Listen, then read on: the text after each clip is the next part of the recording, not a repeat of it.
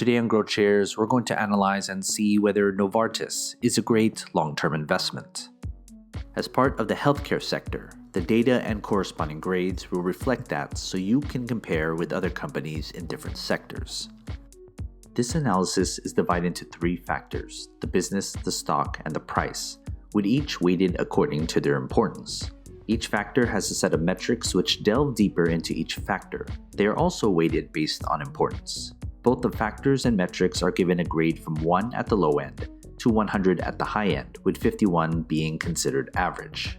Most companies I'll analyze in this channel will hover around that 51 average, since most companies are indeed average long-term investments. In order to be considered a great long-term investment, a company would need to receive a final grade of 81 or higher. When all three factors are added together, we'll get a company's final grade, which is also graded from 1 to 100. Keep in mind that this analysis is for those looking to invest for the long term. I'm a huge advocate of using data to determine an investment's viability, and wherever it leads, I'll follow. Please read the disclaimer and pause this video if needed. The business factor receives 45% of this company's overall analysis, by far the largest given allocation. Since I look at the viability of a company as a long-term investment, analyzing how it operates and generates positive cash flow is essential in determining whether to invest in it or not. There are 8 metrics that make up the business factor. These 4 metrics combine for 45%, and they tell us how bright of a future the company has. These 3 metrics combine for 35%, and they tell us how well the company is doing today. And market dominance at 20% tells us how well the company is doing against competitors and potential rivals. If you want to know more about each metric, I have made a video detailing every metric, link in the description below. Here are the grades for each business metric. And here is the company's business grade: 10 and below making it a failed business, and 91 or higher making it an extraordinary business. The stock factor receives 35% of this company's overall analysis, the second most allocated factor. Has the company's stock performed well enough to invest in? This factor mainly deals with what others think the company's worth, based on its market action. There are 5 metrics that make up the stock factor. These 2 metrics combine for 45%, and they tell us how reliable the company's stock is. These 3 metrics combine for 55%, and they tell us what others think of the company's stock. If you want to know more about each metric, I have made a video detailing every metric, link in the description below. Here are the grades for each stock metric.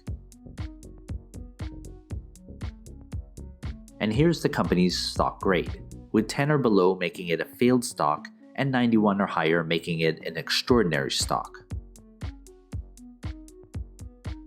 The price factor receives 20% of this company's overall analysis, the smallest allocation, yet something most investors tried to determine.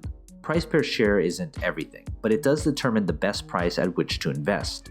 However, looking solely at the price regardless of whether the company has a good business or a good stock isn't a good idea, especially if you're looking to invest in this company for the long term. The only metric that makes up the price factor is the company's intrinsic value, otherwise known as its fair value price per share. Here's the company's intrinsic value and its price grade, with 10 or below making it expensive, 51 making it fairly valued, and 91 or higher making it a bargain. Before we look at this company's final grade, consider becoming a Patreon member for only $2 per month. As a member, you'll receive a spreadsheet with every grade from every company I've analyzed. It's updated all the time. Go to patreon.com/growthshares or click on the link in the description below.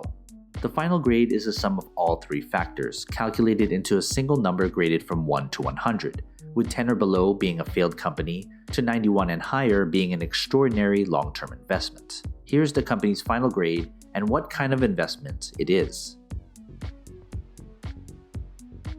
Undoubtedly, you may disagree with this analysis and the grades for this company.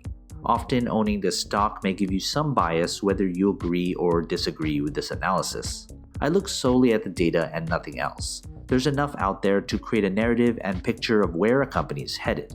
The grades, factors, and metrics allocation was determined through backtesting and optimal analysis on how to properly look at a company as a long-term investment.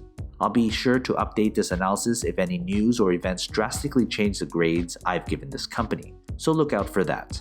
Anyway, what are your thoughts? Do you agree or disagree with this analysis? Leave your comment below. If you're looking to advertise your business, product, or service in a future video, you can email me here. In order to filter out spam, write this phrase as the title of your email. And as always, take care of your money.